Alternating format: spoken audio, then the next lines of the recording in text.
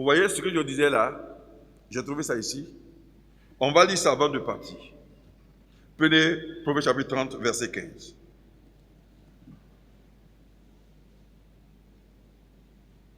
Prenez ça. Ceux qui ont l'esprit de censure là, censure. Vous connaissez censure? Vous connaissez censure là?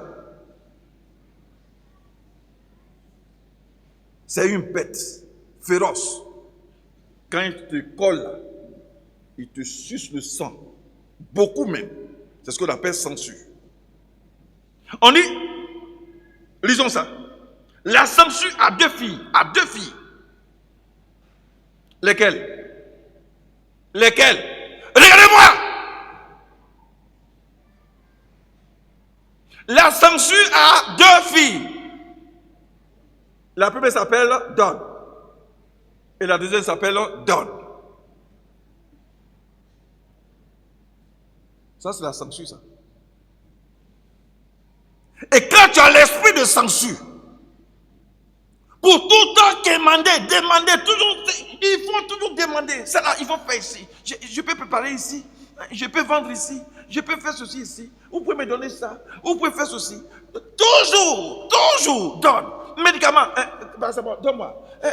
Aiguille, donne-moi. Allumette, donne-moi. Vous avez l'esprit de censure. Vous vous collez aux gens pour profiter d'eux. C'est ça, c'est cet esprit-là. Un profiteur, une profiteuse. Donne. Si vous lisez la Bible, vous serez intelligent. On est la censure. Les gens qui ont l'esprit de censure, c'est tout le temps donne. Donc, à deux filles, donne. Eux, ils ne donnent pas. Mais il faut leur donner. Hein?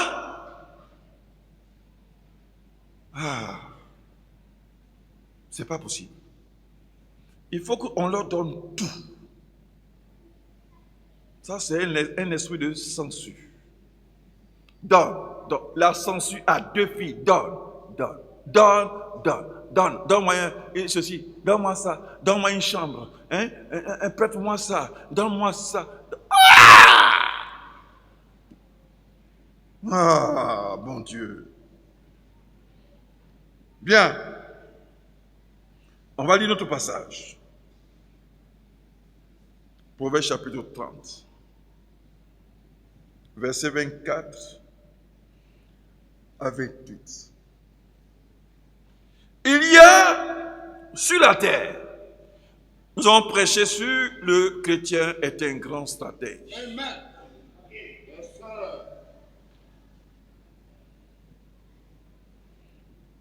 Donc, en fonction du message que nous lisons, je crois que tu vas comprendre. Il y a sur la terre 4 animaux petits et cependant des plus sages. En d'autres termes, des plus stratèges. Les fourmis, peuple sans force, préparent en été leur nourriture.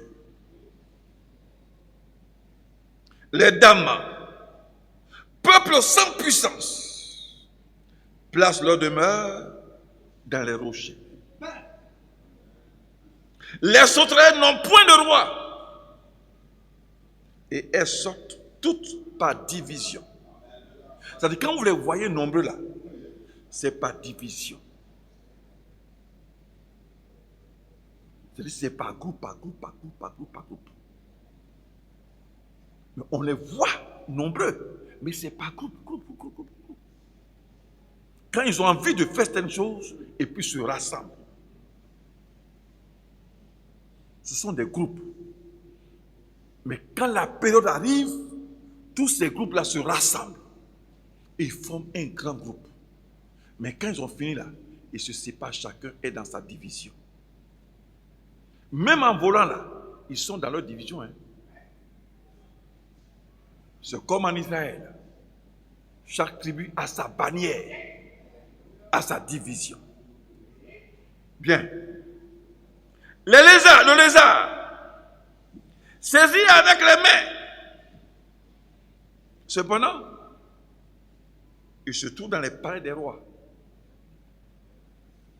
Le Bagouya. Et Salamandre. Tu as beau faire. Ils sont là.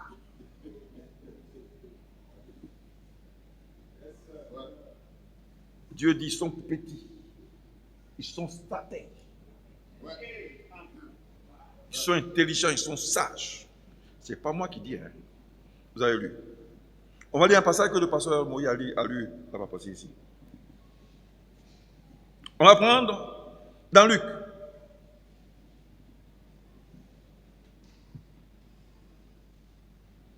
Luc chapitre 16. Versets 1 à 8. Luc, chapitre 16, versets 1 à 8.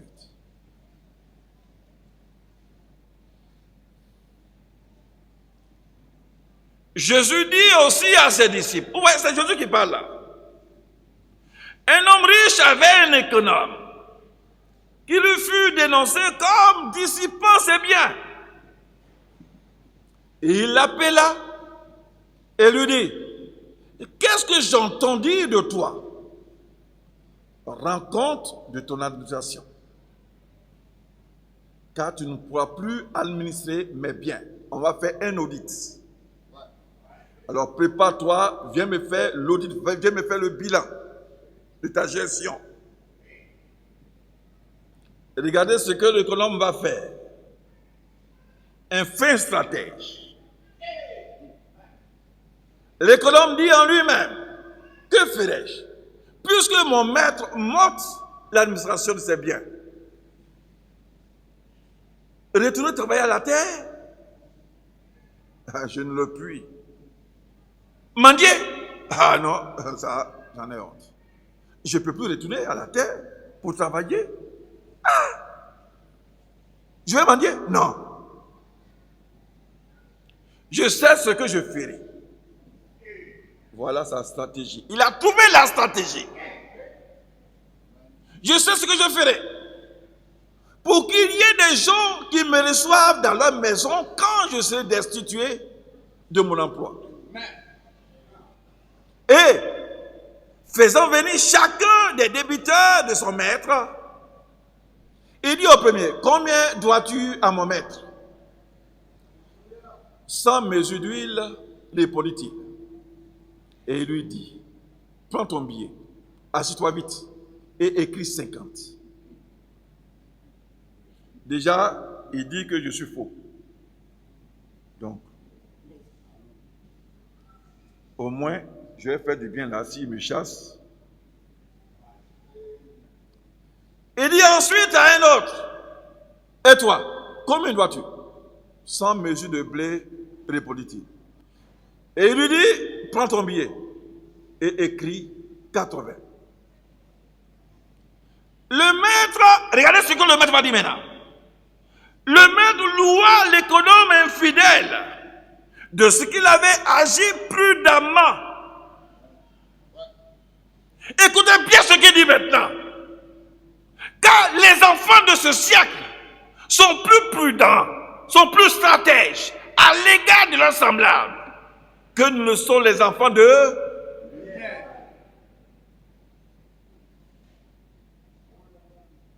C'est pas David Wassa qui dit ça. C'est pas le pasteur David qui dit ça. C'est Jésus qui dit ça. Hein? Il dit, les enfants de ce monde sont plus intelligents que les enfants de Dieu. Mais le pasteur, il nous insulte tout le temps, il nous insulte. C'est pas moi qui parle. Moi, je ne fais que traduire ce que Dieu dit. Hein? On reprend, hein? On reprend. 8, on reprend. Le maître loua l'économe infidèle de ce qu'il avait agi prudemment. Car les enfants de ce siècle sont plus prudents à l'égard de leurs semblables que ne le sont les enfants de lumière. Wouh!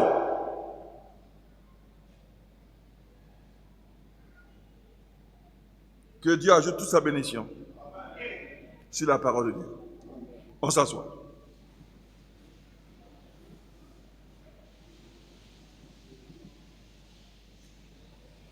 Nous bénissons le nom du Seigneur Jésus-Christ. Alors le titre qu'on avait donné la fois passée, c'est quoi? Le chrétien est un grand stratège.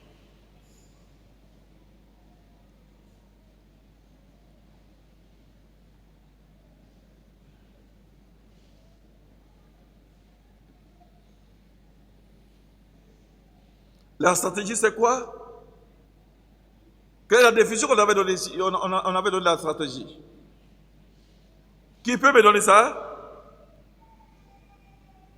La stratégie, on avait défini la stratégie. On a dit la stratégie, c'est l'art. C'est l'intelligence. C'est la faculté qu'a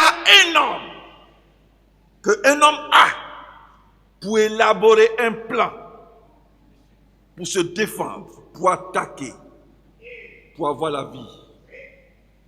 C'est l'art. C'est la science, c'est l'intelligence, c'est la faculté qu'une personne a pour élaborer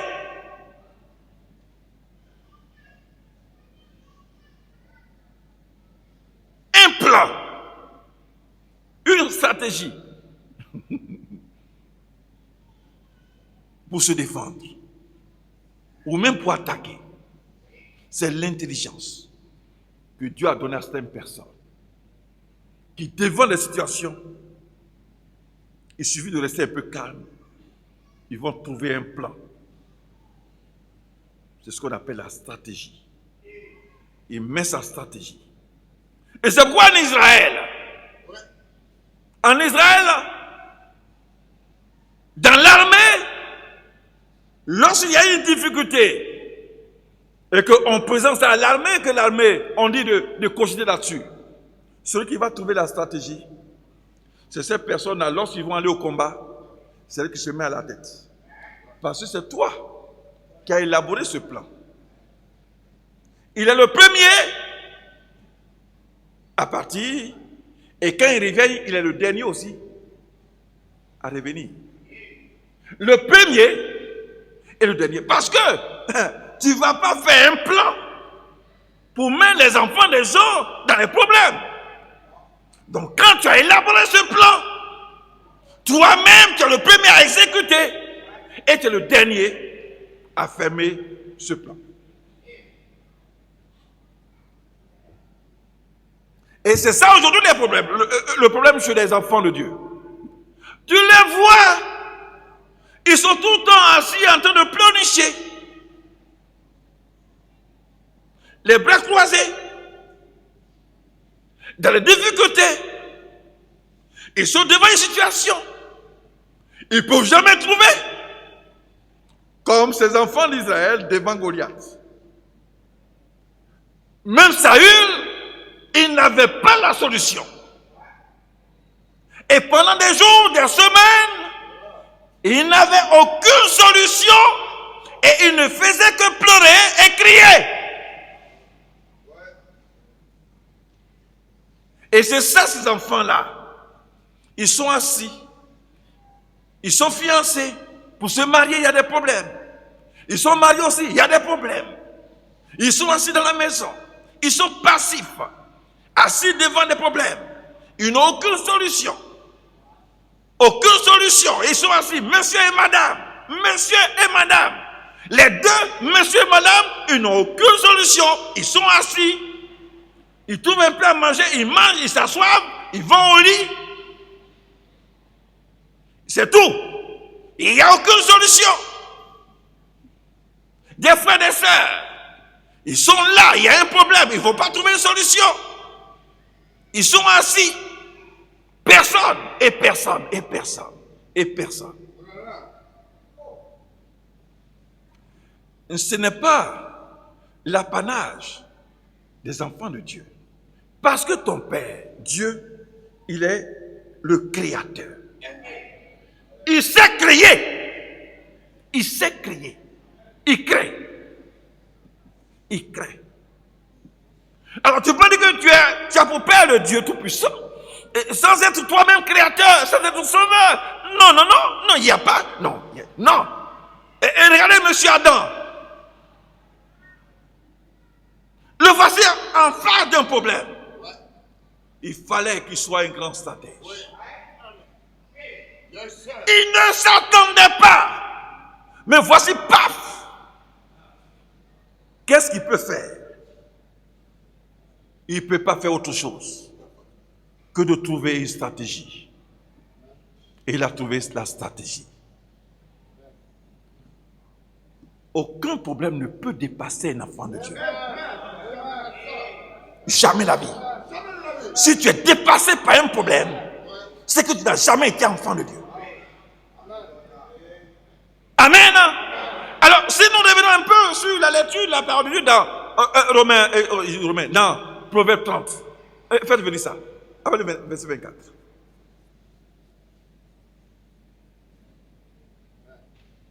Proverbe 30. Il y a sur la terre 4 animaux petits. Ouais, on dit ils sont petits. Et cependant, des plus sages. Voyez dans ça, sage là, intelligent, stratège, et ainsi de suite. Les fourmis. Et on dit, peuple sans force. On précise, peuple sans force. Prépare en été leur nourriture. En été où il y a le soleil, là où il y a la vigueur, là où il y a la prospérité, quand dans ta vie, il arrive un moment où tu commences à sentir un peu de prospérité, sache que c'est ton été. Ce n'est pas le moment de faire la java avec ça. Je veux vous dire aujourd'hui. Et ça a toujours échappé aux chrétiens. C'est surtout en ce moment. On va arriver, quand on va arriver sur Joseph. Donc, voyez-vous, il y a un temps où tu te prépares. Tu te prépares. Parce qu'un temps vient où ce serait compliqué. L'hiver vient, il sait qu'il y a l'hiver. Et pourtant, il y a des gens, il y a des animaux qui ne savent pas qu'il y a l'hiver. Alors, vous voyez ces fourmis? Ils s'alignent. Vous les voyez? Ils prennent ses manger. Ils vont emmagasiner, ils vont emmagasiner, ils vont emmagasiner. Ils ne mangent pas. Il y a ce qu'ils mangent, il y a ce qu'ils ne mangent pas. Ils gardent ça parce que l'hiver vient. Quand l'hiver va venir, ils sont sans force. Comment ils vont faire pour sortir dans l'hiver? Ils sont sans force. Hein? Comment ils vont faire pour sortir dans l'hiver? Mais ils vont mourir, l'hiver va les tuer. Et c'est pourquoi ils sont stratèges. Ils ont fait leur plan et gardent leur truc. Quand un enfant de Dieu gagne 1000 francs et que tu manges tous les 1000 francs, mais il y a quoi? Comment tu peux manger tout ça?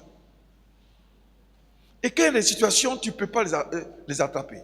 Ils sont désemparés, ils vont passer, ils vont par là, ils vont chez un cousin, chez une cousine, chez un cousin, chez un parent, ainsi de suite, ainsi de suite. C'est vraiment compliqué. Ces femmes qui sont au dehors, entendent la parole de Dieu, ils font quoi au dehors là-bas? Dites à ces femmes-là de rentrer, elles font quoi au dehors là-bas? Dites d'entrer.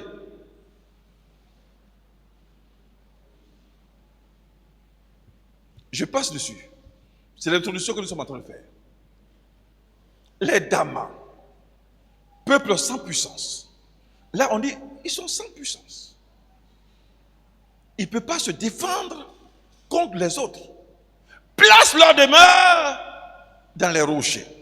Regardez ce que le Seigneur lui-même dit. Il dit, si quelqu'un veut bâtir sa maison, qu'il bâtisse sa maison sur le roc. N'est-ce pas?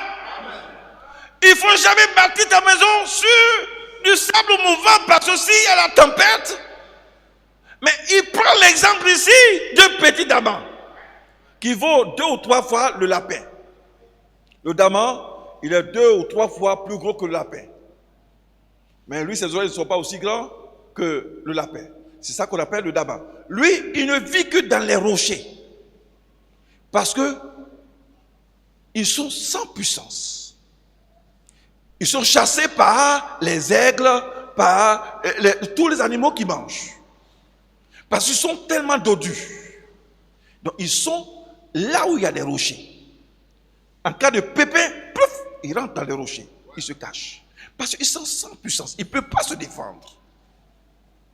Et vous voyez, frères et sœurs, un enfant de Dieu, un homme, c'est-à-dire sans Dieu, sans Jésus qui est notre rocher, qu'est-ce que tu peux faire devant des sorciers, contre des féticheurs? Qu'est-ce que toi tu peux faire? D'abord, tu ne sais pas qui est sorcier, mais dans ta famille. Tu manges avec eux. Tu les fréquentes. Tu ne sais pas qui c'est. Tu ne peux pas te défendre contre un sorcier si Dieu n'est pas avec toi. Tu ne peux pas te défendre contre un féticheur, contre un marabout, si Dieu n'est pas avec toi. Et ils sont partout, au travail. Même au marché où tu vas les vendre là. La femme qui va à côté, elle fait son fétiche. Elle va t'envoûter pour que tu quittes là. Même le coin de la rue, tu vas quitter là-bas. Tu vas venir te poser là. Il y a quelqu'un qui va venir te chercher, même des histoires là. Que tu sois au campement, tu sois au village, tu sois en ville, tu sois en Côte d'Ivoire, au Bénin, il y en a toujours.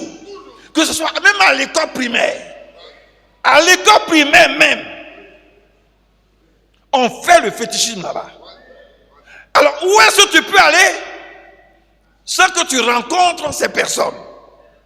Il n'y en a pas. Au service. Non, il faut qu'on en ait pour que je sois là. On te rend parfois fou ou folle. Ou on te tue. Vous voyez, frères et sœurs, c'est pourquoi l'enfant de Dieu, sachant qu'il n'a pas de force de puissance pour lutter contre la sorcellerie, contre ces choses-là, il préfère chercher le rocher. Et ce rocher, c'est Jésus-Christ. En Jésus-Christ, lorsqu'il y a un problème, on se réfugie rapidement dans la parole de Dieu. Je m'en vais à l'église, tu viens à l'église, tu applaudis, tu chantes jusqu'à tu danses. Tu dis, Seigneur, voici un problème. Moi, je ne sais pas me défendre. Et Dieu lui-même, il règle le problème pour toi. Amen. L'enfant de Dieu est un stratège. Il est intelligent. Il est sage. Ce n'est pas un homme stupide qui fréquente les bars là où on va t'empoisonner. Ce n'est pas quelqu'un qui va faire politique et puis demain on l'empoisonne. Ce n'est pas quelqu'un qui fait n'importe quoi. C'est quelqu'un qui se réfugie en Jésus-Christ. Il est comme le Dama.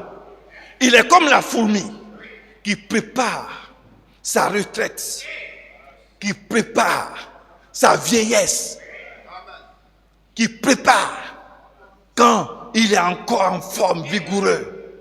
Il prépare. Ce n'est pas quelqu'un qui demain va mendier, va passer par-ci, par-là. Non, on va.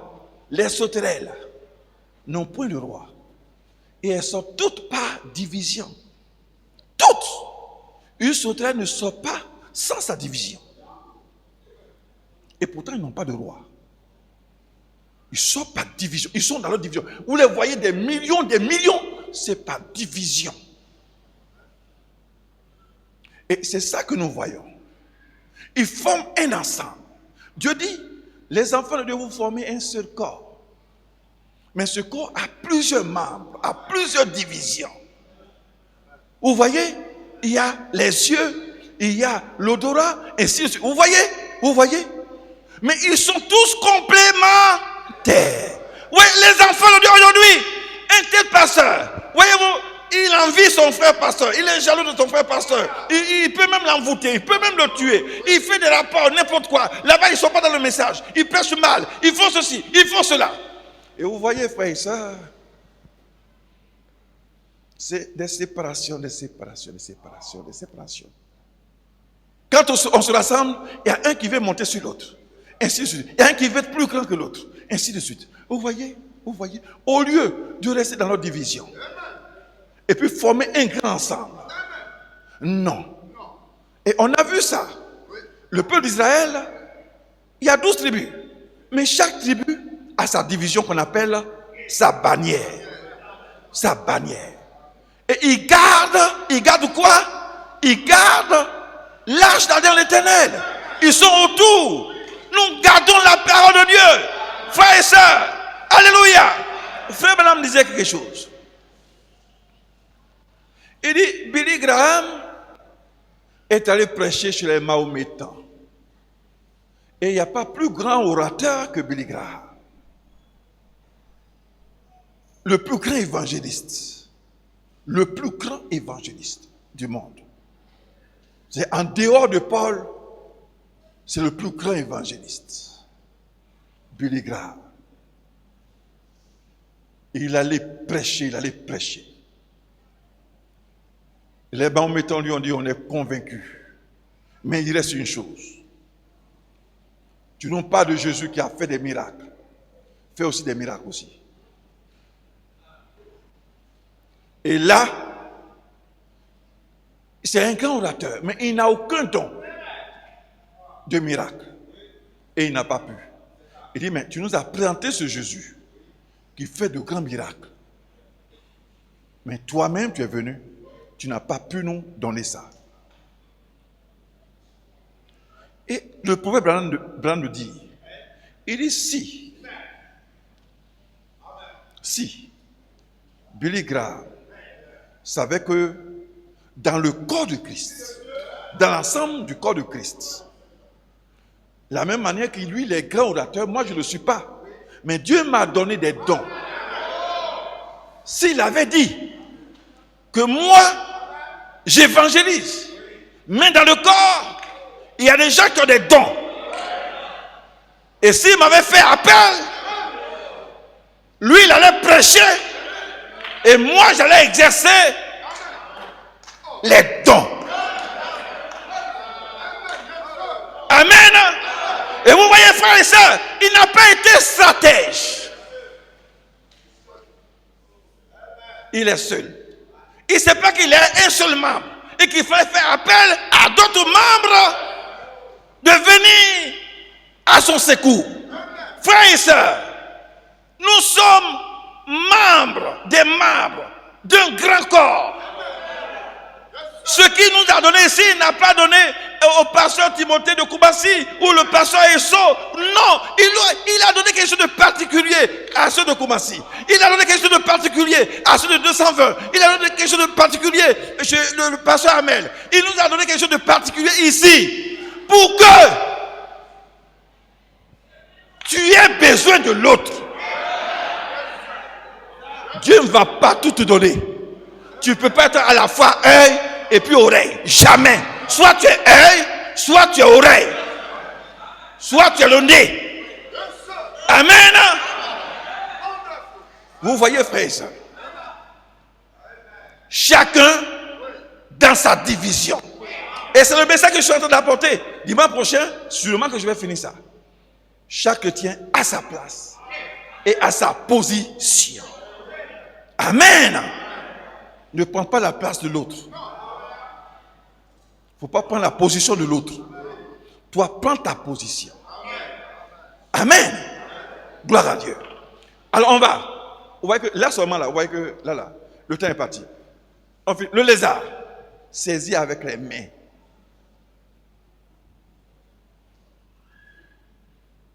Et se trouve dans les palais des rois. Je suis assis à la maison. Les magouillas sont au dehors. Tu ne vas pas t'asseoir au dehors. Vous les femmes qui préparent là, sans que magouilla même passe là. Il vient même à côté là, il mange. Et quand tu vas rentrer dedans, il y a des magouillas de maison. Les salabandres. Tu es assis. Et puis il passe. Il chasse les trucs là. Et tu es là. Tu cherches le médicament, hein? Mais 2 jours ils sont revenus. Ta maison que tu as bien fait. Mais ils sont là. Comment? On ne le sait. Mais vous voyez l'enfant de Dieu. Quand bien même, nous ne sommes pas grandes personnes et autres, mais on sait tellement se prendre. L'enfant de Dieu, il est propre, il est sage, il est intelligent. Il peut rentrer partout. Il peut avoir accès partout. Il est propre, il est présentable. Il a un langage. Il n'est pas hautain. Il est humble. Et il est simple. Il est fin stratège.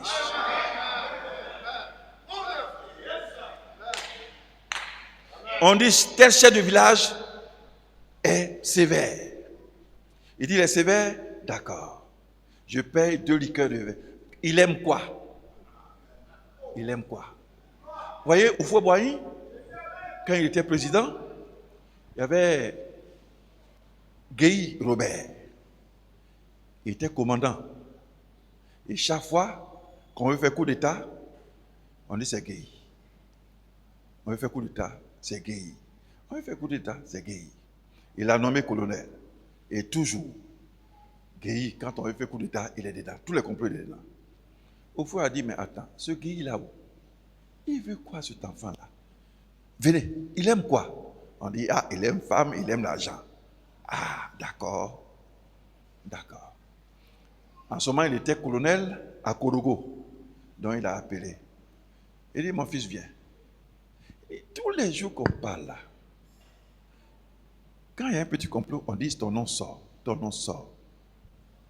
Tu veux quoi? Il dit, ah, le vieux, ce que les gens disent là, c'est pas vrai.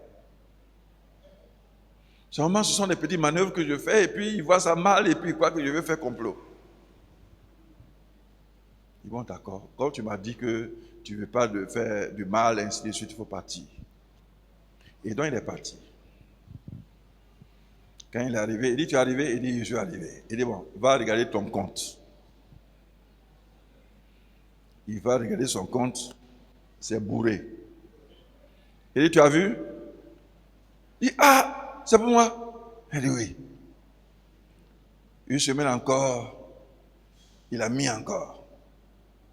Il dit, ah, le vieux, la prochaine fois, si on te dit qu'il y a des choses là, si quelqu'un dit mon nom là, il ne faut pas croire, hein? Amen. Il dit, bon, viens, je te nomme chef d'état-major. Il dit, mais je suis colonel. Il dit, mais alors si tu es colonel, tu peux être chef d'état-major. Viens ici, chef d'état-major. Il a payé un Mercedes là, que roulent dans les présidents de l'Assemblée nationale et autres là. C'est ça qu'il lui a donné. Il dit, ah, le vieux, prochainement là, si quelqu'un te dit que moi je veux faire quelque chose, il ne faut pas croire, hein? Mon nom ne peut pas sortir comme ça encore. Amen. Oui, c'est pour rigoler un peu. Amen. Quand vous avez un chef de village, un chef de service qui est dur, il y a fait des pères, fait des mères, même quand ce n'est pas fait des pères et des mères. S'il est musulman, il y a Ramadan, il y a Tabaski. S'il est chrétien, il y a Noël, il y a Pâques. Ah, quand même. Vous travaillez là. Vous avez fait une fois cadeau à votre patron. Il y a une seule fois où vous avez fait cadeau. Oh non. Et non. Et non. Tu payes un cadeau. Une montre, une ceinture, une belle chaussure. Voilà. Là où les autres ne peuvent pas rentrer, tu rentres. On dit qui a envoyé ça? On dit c'est telle personne. Il dit appelez-le. Il vient, il dit mais attends, moi je t'ai dit que je manque de chaussures. Et non, patron, tu ne manques pas de chaussures. Mais tu dois porter moi ma chaussure aussi. Amen. Parce que vous savez, il y a des gens qui sont un peu arrogants. Il dit mais est-ce que je te dis que je manque de chaussures? Il dit, patron, tu ne manques pas de chaussures. Moi je me suis dit aussi que les choses que vous allez porter là, il faut que tu portes aussi ma chaussure. Voilà, parce que si je suis ici là, c'est grâce à vous aussi. Amen. Vous voyez frères et sœurs, Dieu a pris 4 petits animaux pour te montrer comment tu vas te comporter. Et si nous lisons même tout le chapitre 30, on va voir 2 animaux encore. Amen. Le chrétien, la chrétienne est un grand stratège. Il est intelligent, il est sage. Aucun problème ne peut rester devant lui comme la mer rouge. ou que Goliath, ou comme Goliath. Jamais la vie. Amen. Et quand nous prenons maintenant dans Luc, cet économe infidèle, son patron l'appelle et dit, toi c'est fini pour toi. Viens faire ton bilan et puis c'est fini. Il dit, moi retourner à la terre? Non. Non. Mendier? Non. Mais je connais un grand fournisseur qui a une grande entreprise. Viens ici. Tu dois combien? Je dois 100 tonnes d'huile. Des 100 tonnes d'huile? Écrit 50. Ah! Écrit 50. C'est moi qui suis le comptable économe. Écrit 50. Et toi, tu dois combien? Je dois 100 tonnes de riz. Il dit écrit 80. Écrit 80. Et la nouvelle n'est pas venue dans l'oreille de son patron. Il dit, mais il est intelligent ce bonhomme-là. Hein? Même si je le renvoie là, quelqu'un va le prendre. Si je le renvoie même là, attendez, quand il peut laisser 50 tonnes, ou bien 50 000 tonnes d'huile ou de quoi à quelqu'un qui vaut des milliards, mais cette personne va prendre un bon avocat, il va le défendre, il va trouver du travail. Vous croyez qu'il l'a renvoyé? Hein? Non. Ah. Donc, vous voyez, Dieu dit, pardonne nos offenses, comme nous aussi, nous pardonnons à ceux qui nous ont offensés. Voilà cet économe-là. Il doit beaucoup de choses à son patron. Parce qu'il a tellement volé. Il dit, vous aussi là, que vous devez aussi là. Alors que c'est moi qui suis le patron, c'est moi qui note là. Je vous pardonne, je vous diminue. Et le patron dit, quand tu as pardonné aux autres, moi aussi je te pardonne. Amen. Gloire à Dieu. Pourquoi Dieu parlerait-il de cet économe infidèle? Si toi, tu n'as pas un exemple à prendre sur lui.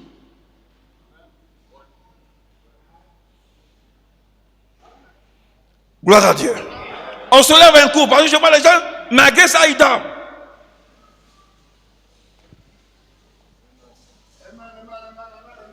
Vous mangez quoi pour dormir comme ça dans le temple? Nous allons prendre Abraham. Je vous ai parlé la fois passée. Dieu dit, quitte la Mésopotamie, ton pays, et va en Canaan. Il sait qu'il est dans un pays étranger. Il fallait qu'il paye. Il a profité du décès de sa femme pour payer ce lieu. Mais regardez cet Abraham là au commencement. Abraham au commencement. Regardez cet Abraham là. Dieu l'a laissé pour voir si réellement il est intelligent. Et il est arrivé, il a habité sous des tentes. Un homme simple, comme vous les chrétiens, qui habitait encore sous des tentes, dans les studios, dans des petites maisons, dans les petits coins. C'est comme ça qu'Abraham, sa simplicité, c'est la pauvreté.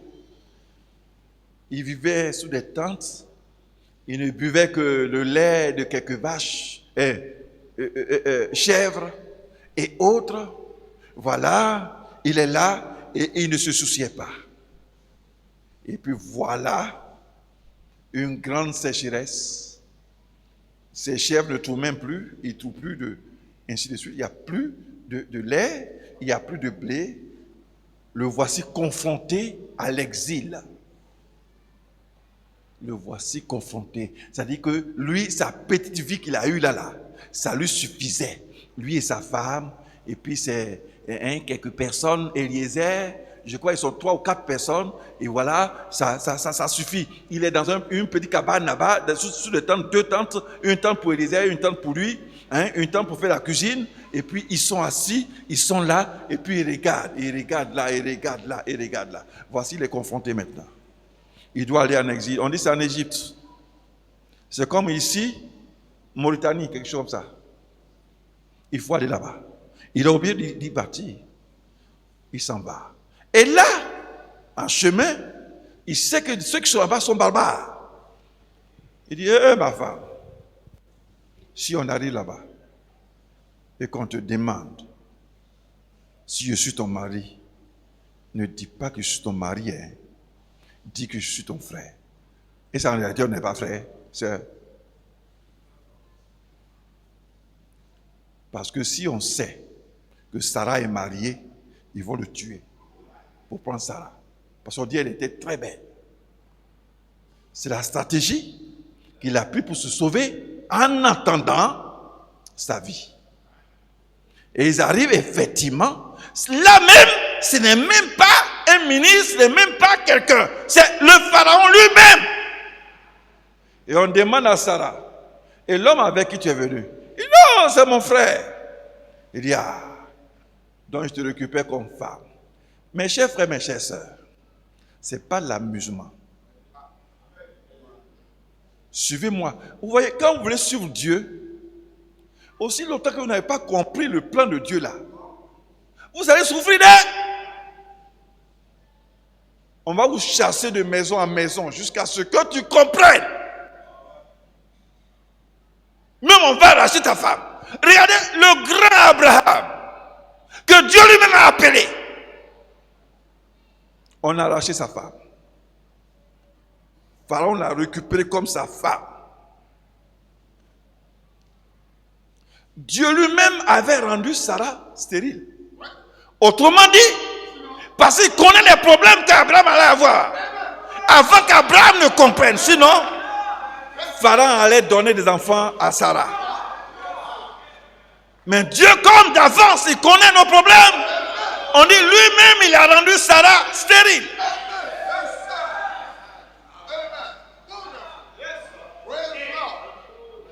Parce que Sarah l'a récupérée même. Sarah était sa femme principale. Il a fallu que Dieu lui-même intervienne pour qu'il lâche Sarah. Si ce n'est pas Dieu là, aucune personne ne peut intervenir pour qu'il lâche Sarah. Voilà le pauvre. Abraham, il est fâché. Pharaon là, il est plus beau que moi. Sarah. Ah. Il est plus vigoureux que moi. Ah, tout le temps, il pose des questions, il pose des questions. La pauvre avait tout le temps des problèmes. Pour calmer Abraham, il dit, Agar est là. Il faut prendre Agar. Il a fallu Agar pour calmer le pauvre Abraham. Tout le temps, il appelle, comment on appelle? Sarah, hein?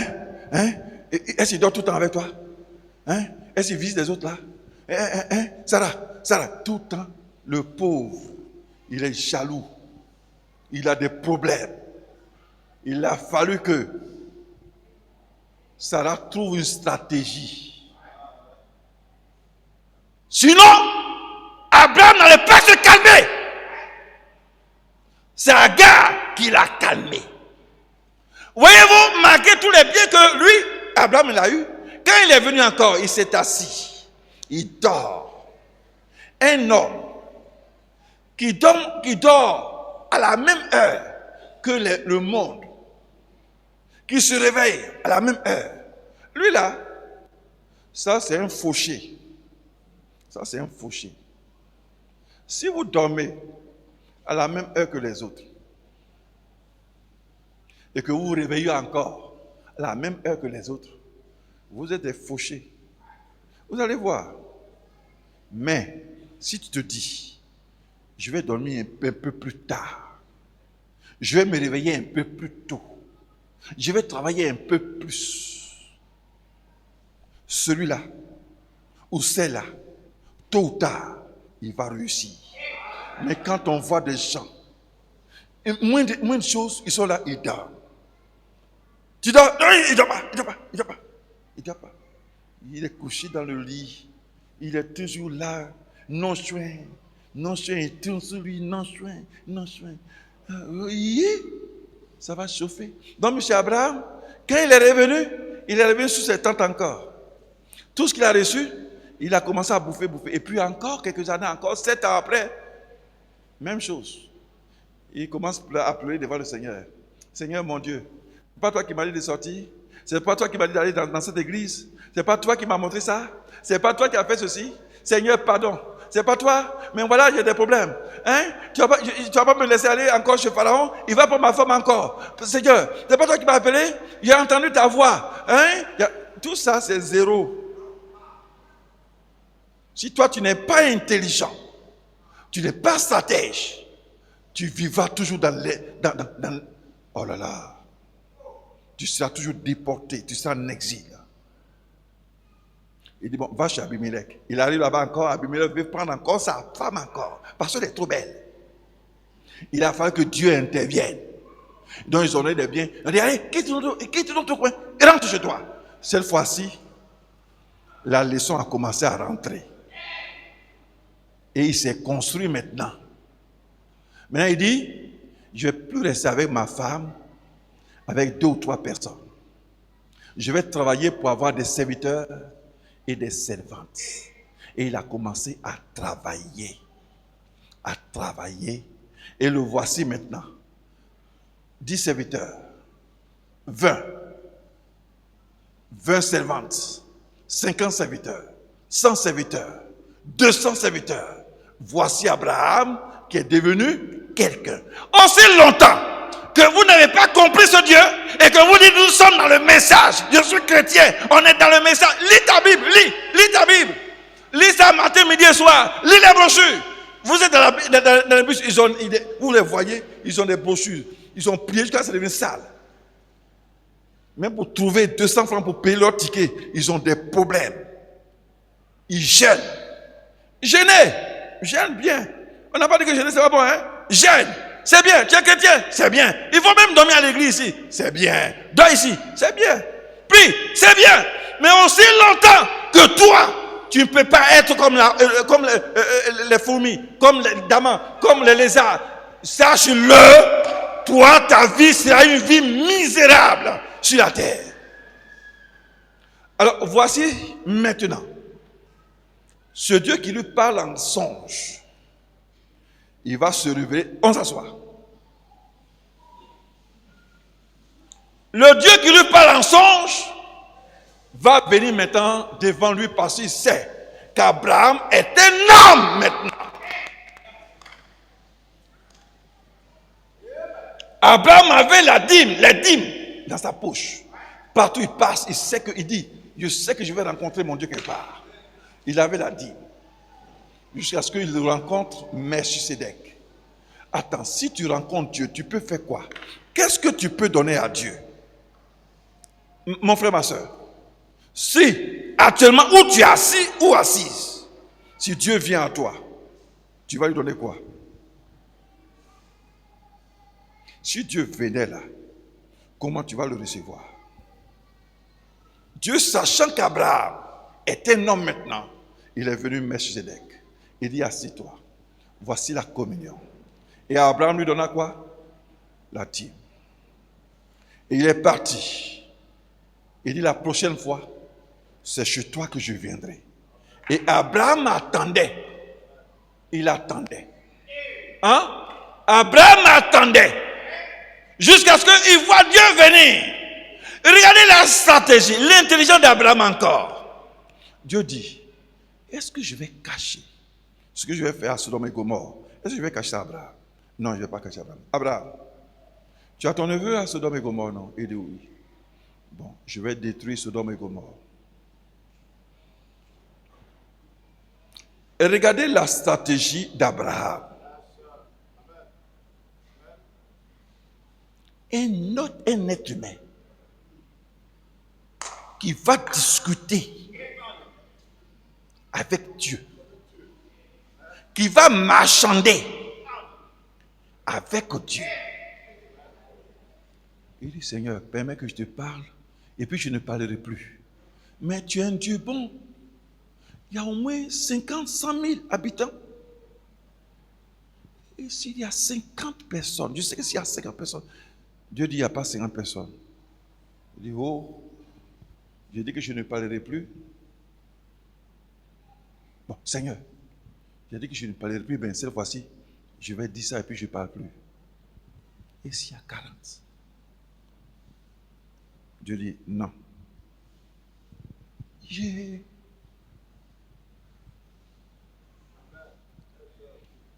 Seigneur, je ne parle plus, hein. Cette fois-ci, je ne parle plus.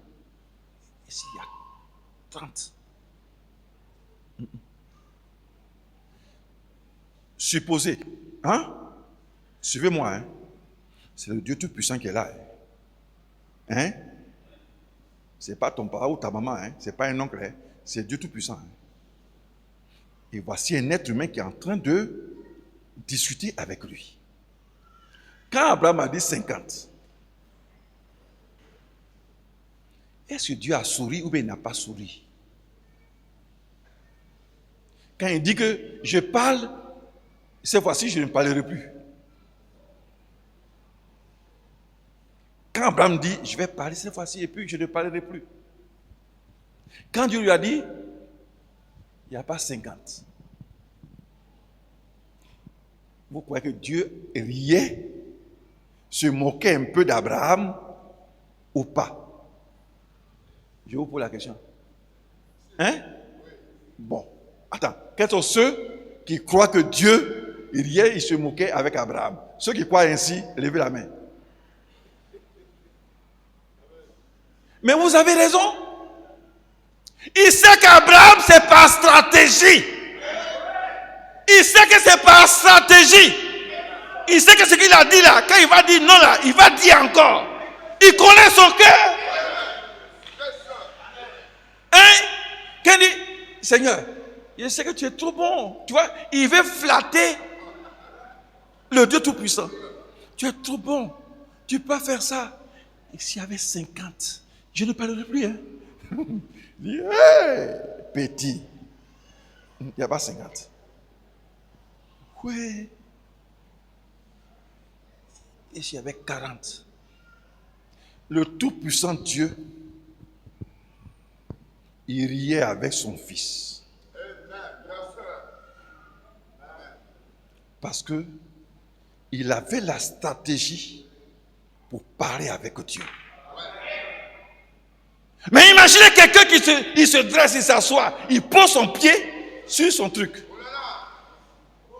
Mais Dieu, et s'il y avait 50?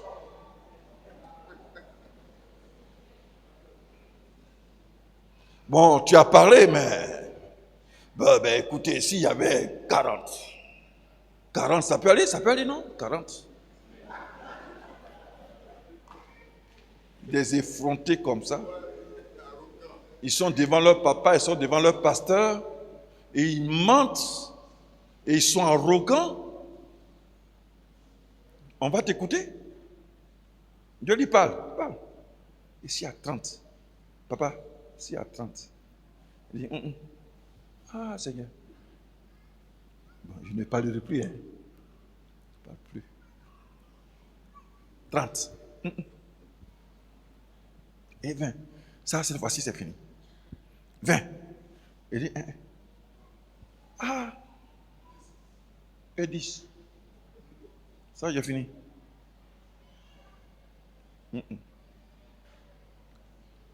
C'est pas stratégie. Quand tu vas devant ton patron, ta patron, ton papa, ta maman, parfois les enfants disent, mais pourquoi tu donnes ça à celle-là ou à celle-là et puis tu ne donnes pas? Mais non! L'enfant là, il sait comment il faut avoir son papa. Papa, tu es bien sapé aujourd'hui. Oh. Papa. Et il a assis, il dit, papa, je peux gratter un peu dans tes cheveux? Et puis il vient et puis il gratte dans tes cheveux. Il est là, ah, papa, chéri. Tu vois, cet enfant-là, il va se frotter à son papa, se coucher sur son papa et faire certaines choses. Mais l'autre là, essaie d'avancer. Il te parle et puis il dit, approche. Approche. Toi-même, tu sais que tu ne peux pas t'approcher. Et pourtant, tu es son enfant. Il te dit, approche. Et pourtant, l'autre, lui, quand il vient, papa, Tu as bien mangé aujourd'hui? Tu as bien dormi? Tu as fait des songes? Tu as fait songe sur moi que tu m'as donné 1000 francs. Hein? Vous voyez, ces enfants, ils ont la stratégie. La manière de faire avec leur papa, leur maman. Ah papa, j'ai fait songer, aujourd'hui tu m'as donné 6000 francs. Ça brillait comme ça. J'ai crié et puis maman a crié, dit tais-toi. Tu vois, elle veut te dire, donne-moi 5000 francs. Mais tu vois, ils ont la stratégie de le faire. Ou vous croyez que Jean là, quand il se couchait sur le Seigneur, ou il se couchait comme ça? Non, il grattait dans les petits coins du Seigneur. Quand le Seigneur est là, il gratte dans sa tête. Il donne des petits cocotas. Comment quelqu'un peut donner un cocotas à Dieu? Dites-moi, répondez-moi. Qui peut donner cocotas à Dieu? Mais voici ce petit bonhomme qui vient à côté de son papa. Papa. Et puis il t'a convaincu. Jésus tout-puissant. Il donne cocotas dans. Oui. Pourquoi? Parce que c'est un enfant obéissant. Il a la stratégie.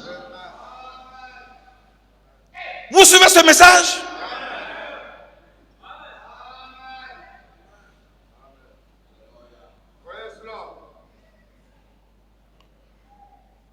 L'enfant de Dieu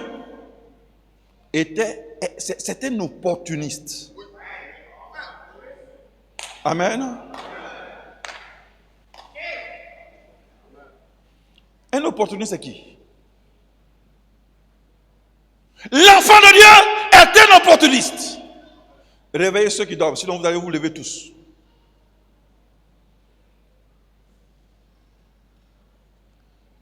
Un opportuniste, c'est quelqu'un qui laisse jamais échapper une occasion qui se présente devant elle.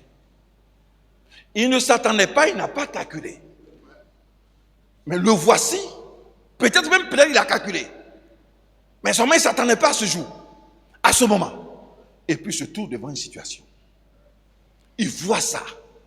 Il peut profiter. Il ne va pas laisser.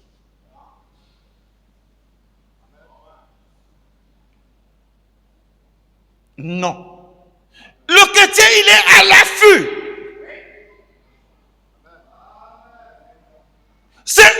Il est à l'affût. Il est opportuniste.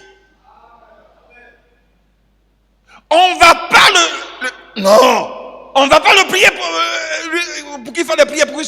Ils sont là-dessus. Aujourd'hui, nous avons des enfants qui font des affaires, mais qui sont des gens tatillonnants. Des enfants, dans leur comportement, ils sont tatillonnants. Ils se réveillent à une certaine heure. Pour faire quelque chose, ils traînent. Non, ils ne saisissent pas. Ils ne bousculent pas. Ils traînent. Ils traînent dans les choses. Les enfants de Dieu, les voici, ils traînent. Voilà, ils traînent. Vous les voyez décontractés. Vous les voyez. Et pourtant, on dit le temps, c'est de l'argent. Mais on a l'impression que le temps, ce n'est pas l'argent pour ces personnes. Ils sont décontractés. Pour fournir une pièce, c'est un tas de problèmes. Vous les voyez, on doit faire un travail. Moi, David, je dois faire un travail. Ceux qui me connaissent là, ils savent. Mais je vais t'appeler la manière que je vais t'appeler, mais toi-même là, tu vas avoir peur. Demandez à Élie, les Isaac, les Ange Kofi, Ange Touré. Demandez les Amos et aussi les Salomon là. Même à 24 heures, quand ça me prend là, t'entends courou. Vous avez fait ça? Oui, tu as dit à dépôt de venir? Non, tu es bête. Il faut l'appeler là-bas. Tu me rappelles dans 5 minutes. Moi, je l'accroche. Tu m'appelles 5 minutes. Isaac, je t'appelle, tu n'as pas répondu. Vous savez, ce que je mets derrière là, demandez. Quand je viens, mon truc est là, tu dois faire. Quand je dis je vais faire dans une semaine, je fais. Mais ces chrétiens d'aujourd'hui, ces chrétiens nonchalants, dormants, leur esprit sommeille. C'est pas possible. Regardez frère et soeur Madoché. Le peuple d'Israël était en Israël. Allez en exil. Madoché cherche quelque chose. Et dit quoi qu'il en soit, on va avoir problème ici. Nous ne sommes pas chez nous. Seigneur, aide-nous. Seigneur, aide-nous. Mardochée cherchait un moyen pour se rapprocher du roi. Et voici qu'on dit, le roi Assuérus, sa femme, n'a pas été à la hauteur. Il cherche une vierge. Il dit, tiens, ça c'est pas pour ça que j'ai prié longtemps là. Moi, Mardochée, vous me voyez rater une telle situation, une telle occasion là. Moi, Mardochée, je vais rater ça? Non. Voici un opportuniste. Il dit, voici ma fille. Moi, quand je regarde ma fille là, que j'ai élevée là, je dis, mais pourquoi elle est belle comme ça? Ah, je viens de comprendre pourquoi elle est belle comme ça. Esther, Adassa, viens ici. On dit, le roi cherche une jeune fille. Je vais t'envoyer là-bas. Il dit, ah papa, mais il est vieux, il a 50 ans. Tais-toi.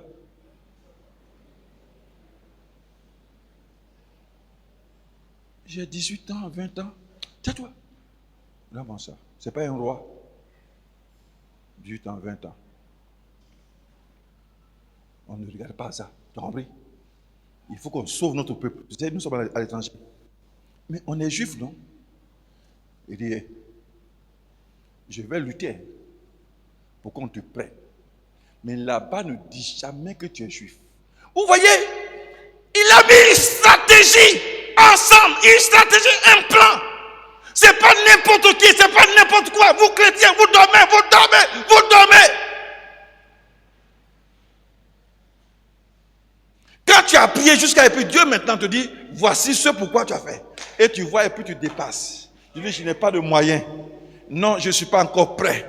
Non, je ne suis pas ceci et tu dépasses. Il dit, regardez ça, celui-là, celle-là, c'est quelqu'un ça. Celui-là, celle-là, c'est quelqu'un ça. Est-ce qu'il a mon esprit? Hein? Vous voyez, Dieu là, toujours Dieu ne vient pas comme ça chez toi. Hein?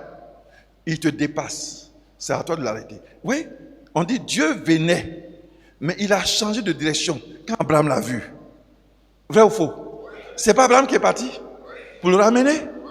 Les disciples sur le chemin de Maïs, hein? On dit, ils paraissaient aller loin.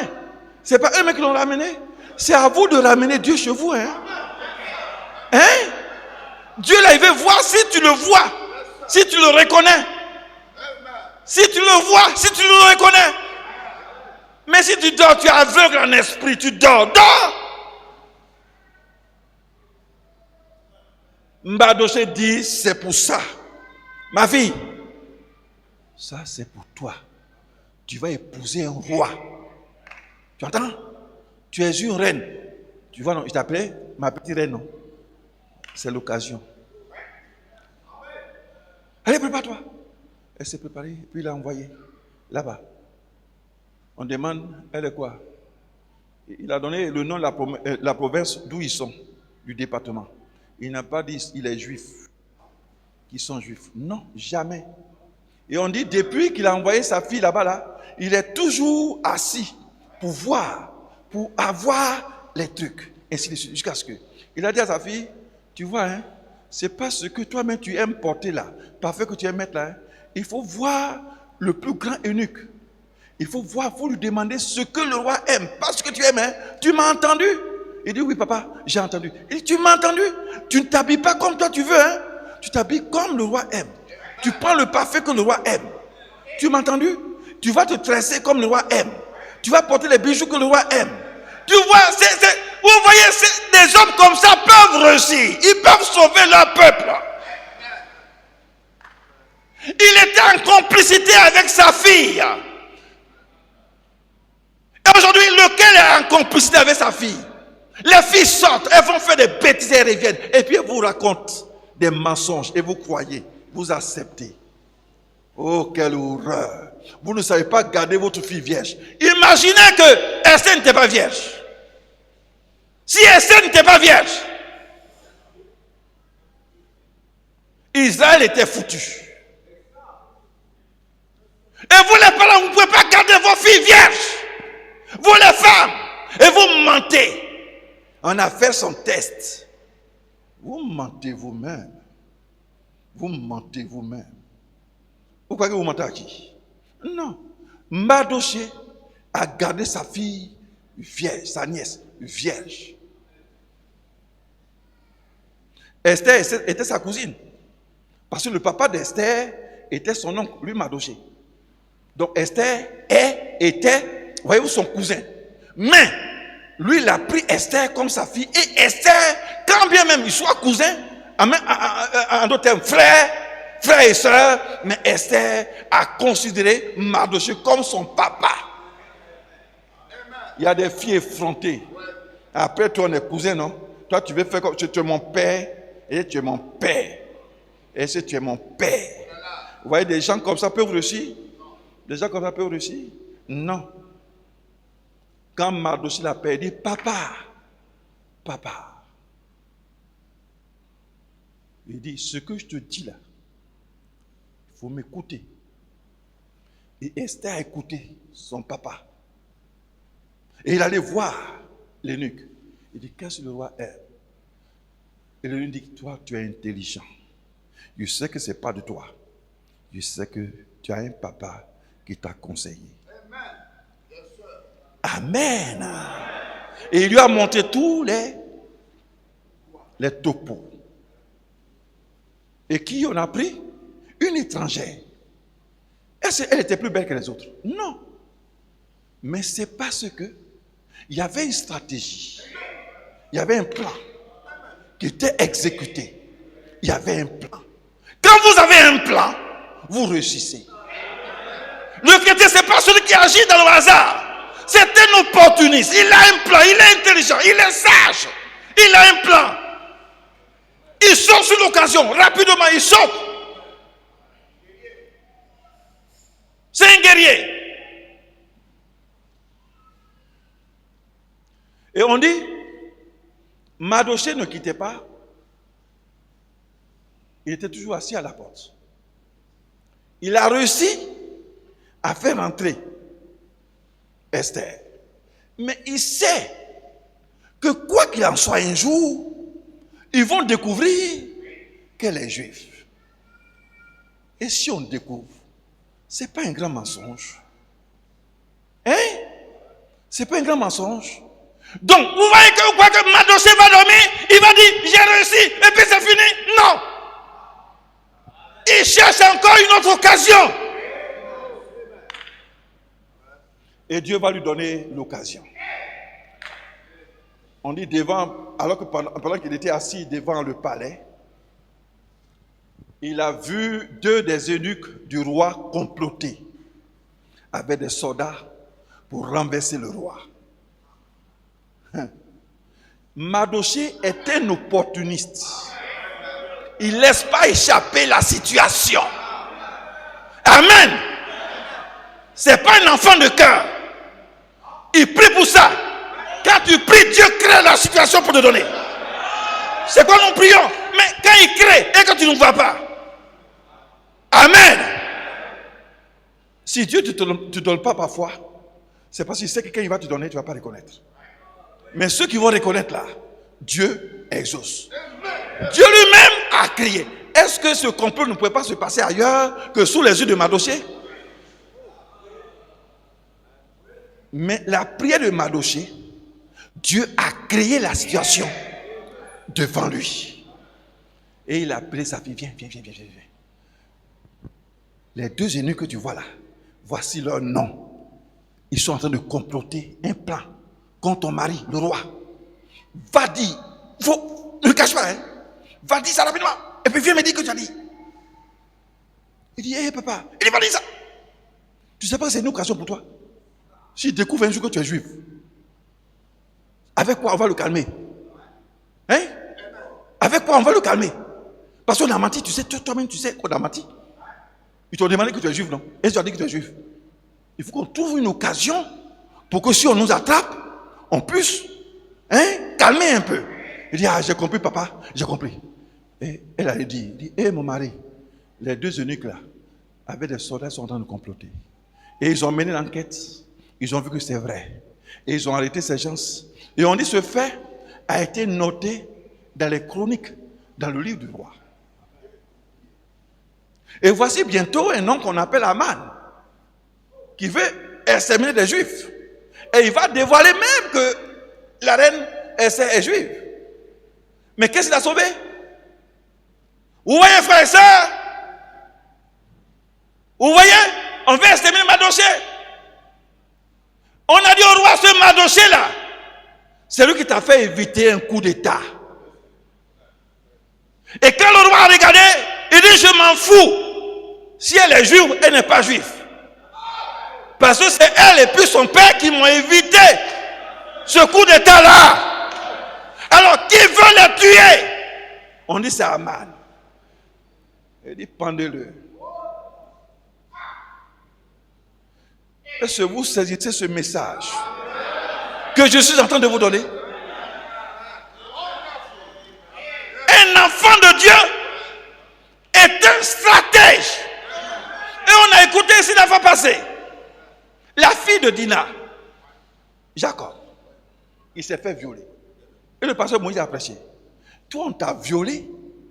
Et puis tu peux tomber amoureuse de celui qui t'a déshonoré et qui t'a violé. Vraiment, si tu es une fille de Dieu là, vous voyez, est-ce que cette Dina là, vous avez entendu parler d'elle encore? Est-ce que ces enfants font partie des 12 tribus? Niet. C'est une petite pute. Une pute. Niet. On ne parle pas d'elle. Quand on vous dit de veiller sur vos enfants, ne veillez pas sur elle. Vous allez comprendre. Est-ce que vous lisez la Bible? Est-ce que vous lisez la Bible? Ne lisez pas. Vous allez comprendre vos douleurs. Vous allez pleurer. Voyez-vous, ils sont un petit peuple au milieu d'un grand peuple. Ils ont mis une stratégie. Simeon et Lévi, ils disent, papa, on ne peut pas accepter ça. S'ils veulent l'accepter, ils n'ont qu'à se circoncire. Tous les mâles. Pas un seul. Hein. Si un seul reste, c'est qu'ils ne veulent pas. Ils savent ce qui est derrière leur. Hein? Attends. 12 personnes. Au plus 20. Il peut combattre 1000 personnes? 5000 personnes? Non, mais ils vont trouver un moyen. C'est leur stratégie, ça. Hein? Que tous les mâles soient circoncis. Le même jour. Et comme c'est un homme important, il a dit à tout ce monde, il dit, bon, ceux-là, ils sont juifs. Mais mon fils aime tellement cette fille-là. Donc on va circoncire pour qu'ils puissent donner leur fille. Il dit, oh, c'est pas grave. Dans le même jour, tu vois.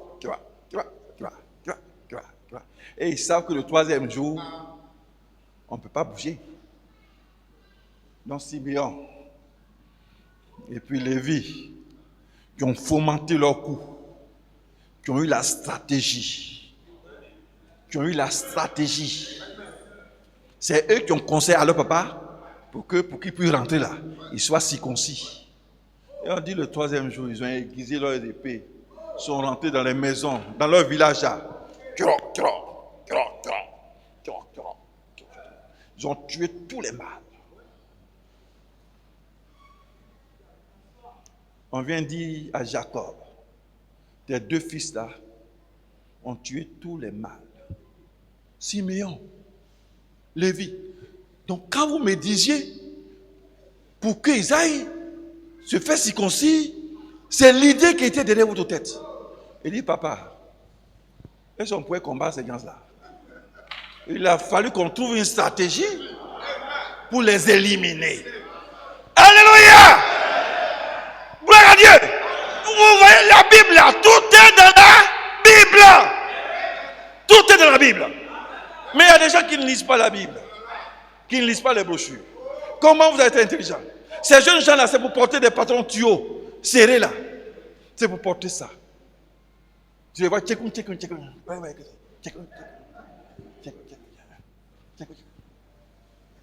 il n'y a rien dans leur tête.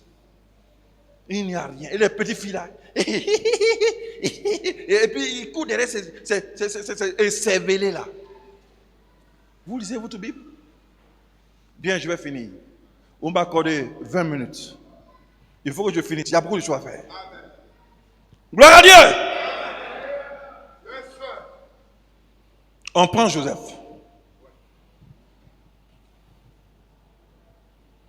On prend Joseph. Où est ce Joseph? Pharaon lui-même, il a son songe. Il dit, je ne vous dis pas. Et puis quelqu'un vient et dit le songe. Il donne l'interprétation. Il dit, les 7 vaches bien nourries que tu as vues représentent cette année d'abondance. Et les 7 vaches maigres que tu as vues, c'est 7 autres années de disette, de pauvreté, de faim terrible. Tu as vu que les 7 vaches maigres ont bouffé les 7 vaches grasses. Pharaon dit, mais on va faire quoi? Lorsque Joseph a commencé à détailler un peu, Pharaon lui-même ne comprend pas. Il dit, répète. Joseph explique. Il demande à ses sages, vous avez compris ce que lui a dit là? Il dit, on ne comprend pas, il n'a qu'à expliquer encore. Pharaon n'est pas bête. Il dit, je n'ai jamais créé la place de premier ministre ou de gouverneur. Mais ça s'impose à moi. Petit, si tu as eu l'explication, tu as une stratégie. Tu as une stratégie. Donc, c'est moi ceux qui sera au-dessus de toi. Tu seras le gouverneur, le premier ministre. Sinon, ce que tu es en train de dire, moi, je ne comprends rien. Cette année, comment on va faire pour économiser? Les 7 années qui vont venir, graves là, comment on va faire pour cultiver? Je vous pose la question. Quand ils ont vécu les 7 années là, les 7 années de richesse là, les 7 années qui venaient là, je vous pose la question. Est-ce qu'ils ont cultivé comme ils cultivaient au temps où c'était, qu'on appelle, il y avait l'abondance? Répondez-moi. Répondez-moi. Levons-nous tous. Levons-nous encore. Une fois de plus encore. Je vous pose la question. Pendant ces 7 ans, est-ce qu'ils ont semé comme ils semaient au temps d'abondance? Non. Non. Mais aussi, il fallait semer. N'est-ce pas? Mais quelle quantité fallait-il semer? Parce que quand on dit cette année, grâce, et cette année de disette, les gens prennent ça pour l'amusement. Non, ce n'est pas un amusement. Pendant les 7 années d'abondance, c'était un plan. Comment faire la répartition? Pour manger pour l'année, ce qu'il faut garder et ce qu'il faut semer, ce sont des calculs complexes. Il fallait un homme stratège pour pouvoir faire ceci. Le socle qu'il fallait, il fallait connaître la population. Et il fallait aussi imaginer ceux qui viennent aussi. Parce que c'est dans le monde entier. Donc il fallait produire plus que la population de l'Égypte. Et tenir compte aussi des étrangers qui viendront. C'est la stratégie, ça. Vous comprenez? Donc il fallait ce qu'il fallait manger. Pendant ces 7 ans d'abondance, ce qu'il faut semer. On dit, si tu as l'habitude de semer 1 hectare, il faut semer maintenant 7 hectares.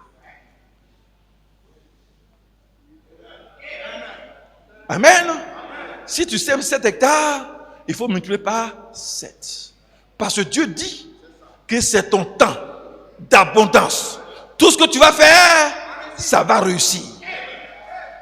Donc, il fallait mener une campagne pour dire semer plus, parce que des temps difficiles viennent, semer plus, économiser, manger moins.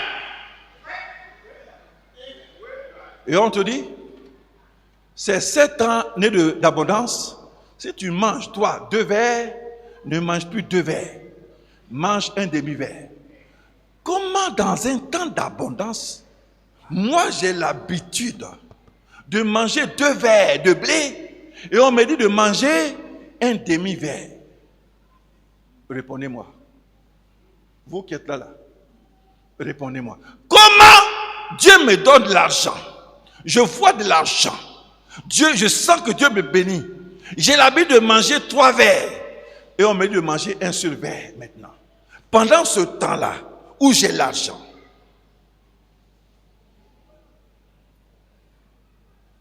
Sœur,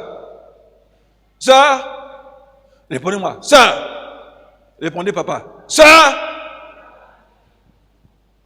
comment Dieu peut-il vous bénir? Vous avez l'habitude de manger 3 verres, toi seul. Et puis Dieu te dit, mange un verre. Vous pouvez accepter? Si ton mari crie sur toi, on mange 12 verres ici. Et puis toi, tu veux préparer maintenant 3 verres. J'ai l'argent, moi, j'ai l'argent. Hein, frère, répondez-moi. Vous voyez la parole de Dieu, c'est pas aussi facile que vous croyez. Regardez nos comportements. C'est ça qui fait qu'on est tout le temps dans la pauvreté. Tu as l'habitude de manger 12 verres la famille. Et on dit, ce temps d'abondance, à monsieur ou madame, il y a des années graves qui viennent. Ne mange plus 12 verres, mange 3 verres.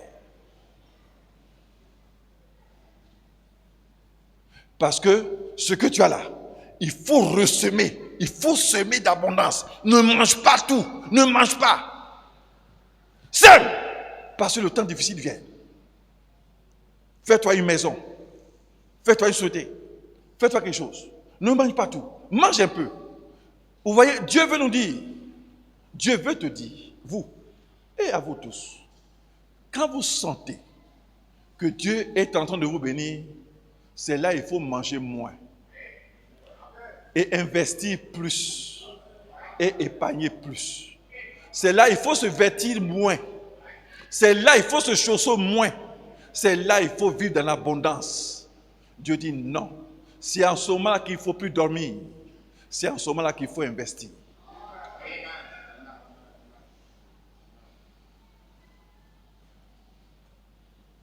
Vous voyez, frères et sœurs, et pendant ces 7 ans, ils ne sont pas donnés du repos.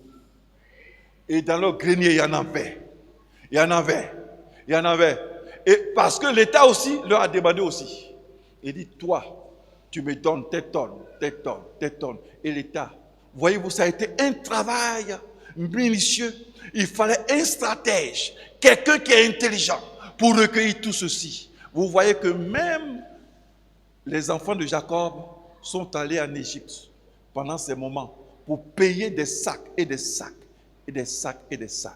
Alors, croyez-moi, vous voyez cette année de grâce, cette année de disette. Vous imaginez encore, après ces 7 années de disette, il faut semer, non? Alors, si vous croyez, si vous pensez que ce qu'ils avaient gardé pendant les 7 années de disette là, vous croyez qu'ils avaient tout mangé aussi, alors que les gens pleuraient par-ci et par-là. Mais Joseph dit, Pharaon, roi, ils n'ont qu'à pleurer. Mais si nous mangeons tout, après les 7 ans, on va semer quoi? Et on va manger quoi? Vous voyez maintenant que ce n'était pas simple. Cette année, grâce, cette année, voyez-vous, le disait, vous voyez que ce n'est pas simple.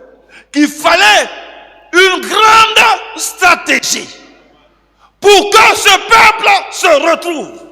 Parce que ce peuple-là, le monde entier venait là. Vous savez, dans la famille, quand vous êtes un peu quelque chose là, mais tous vos parents là, ils viendront là. C'est comme ça la vie. Et vous ne pouvez absolument rien faire.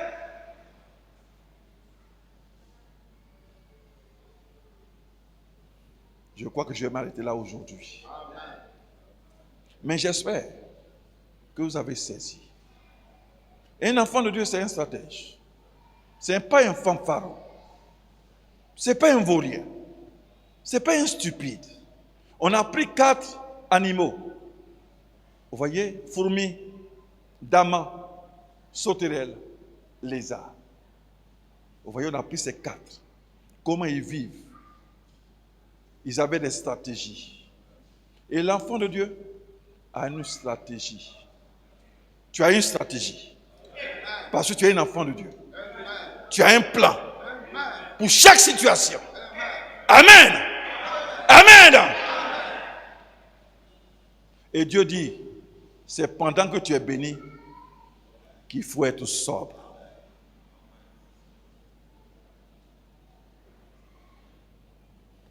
Quand demain, Dieu va commencer à te bénir, ce n'est pas pour payer des tricots chers. Tu vois un tricot, tu vas croire que c'est un tricot simple. Mais quand tu vas demander le prix, c'est 80 000 francs. Et quand les gens, Dieu commence à les bénir, c'est dans les tricots comme ça, des guillemets serrés. Vous croyez, quand vous voyez comme ça, Dockside ou quoi là, les chaussures bizarres là. Quand vous demandez 80 000 francs, 100 000 francs, et puis vous les voyez ici, il porte du nez ici, il sort là, il a combien de lunettes là, il porte ici. C'est quand il devient riche que vous les voyez, il porte du nez. C'est quoi lunettes là, ça m'énerve, je ne veux pas porter là. Quand Dieu commence à bénir quelqu'un net, et puis vous voyez, il commence à porter les lunettes, les femmes commencent à porter les lunettes, alors qu'il peut ne pas porter de lunettes. C'est ça qui m'énerve. Si on depuis longtemps, je dois porter des lunettes. Mais ça m'énerve. Quand je vois des gens, quand Dieu commence à bénir net, et j'ai un beau Dieu, il porte des lunettes. Connerie. Un enfant de Dieu, il est sage, il est prudent, il est sage, il est stratège, il voit demain, il entrevoit, il fait tout pour voir demain. Il entrevoit, il fait tout pour voir demain. Avant de dépenser. Il essaie de voir, il fouille, il entrevoit, il essaie de voir demain et après-demain. Dans son esprit, il essaie de voir. Et il ne dépense pas comme ça. Il ne fait pas certaines choses. Et quand les temps difficiles arrivent, c'est là que les sages, les stratèges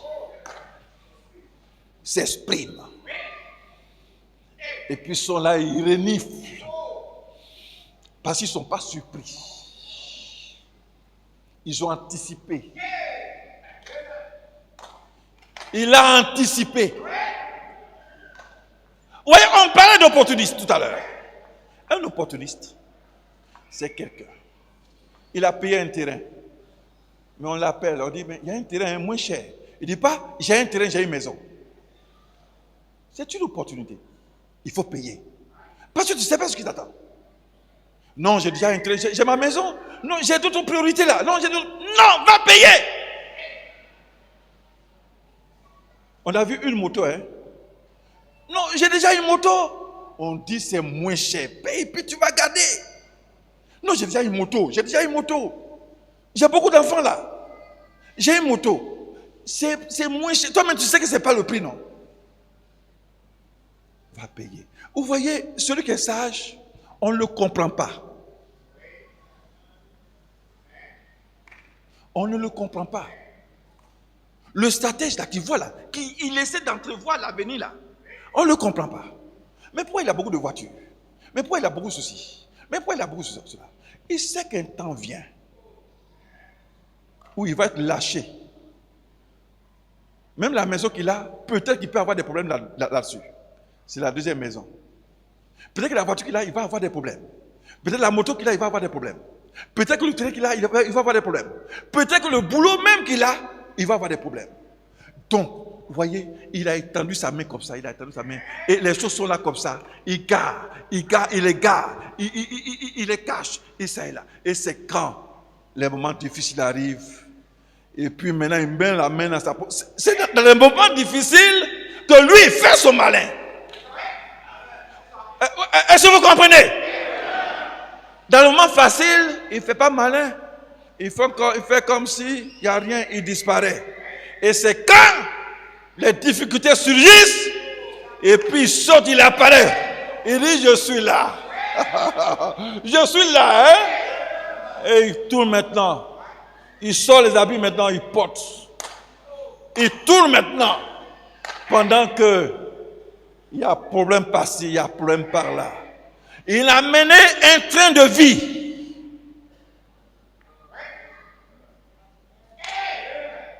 Au lieu de manger 12 verres, il a appris à manger 3 verres. Donc dans ces moments difficiles-là, il mange tous ces 3 verres. Et même là, il dit, on ne mange plus 3 verres. Sœur, non, il y a longtemps on a mangé 3 verres. On va manger 4. On va manger 5. C'est moi qui parle. C'est ton mari qui parle. Ah, chef! Oui, c'est moi, chef. Amen.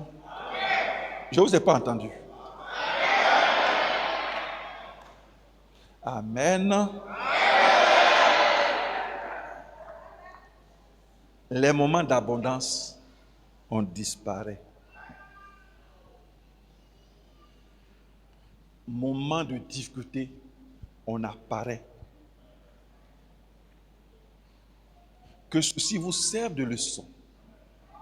Un enfant de Dieu, il a une stratégie. Il ne vit pas dans le hasard comme ça. Non, il construit sa vie. La vie là, c'est construit. Il faut que dans telle année, j'ai une telle somme dans mon compte d'épargne.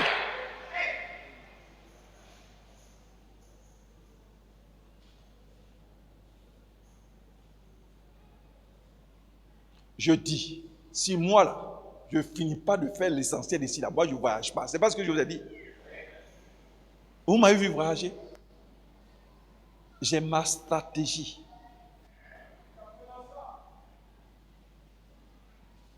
Les habits là, chaussures là, c'est rempli là-bas. Une chambre, hein, c'est rempli de chaussures et d'habits, mais que je ne porte pas. Je construis.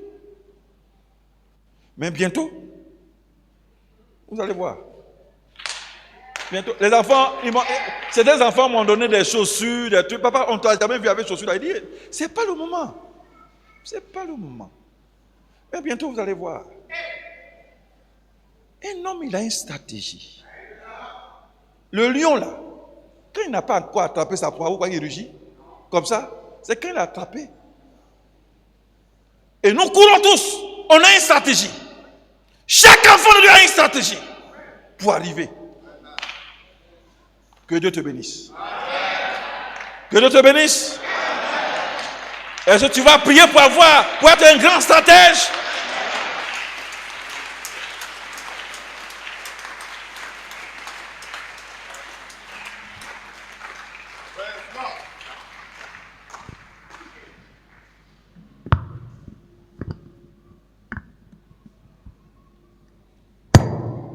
Que Dieu bénisse. On a passé un bon moment? Est-ce qu'on a passé un bon moment? Est-ce que vous allez prier pour être stratège?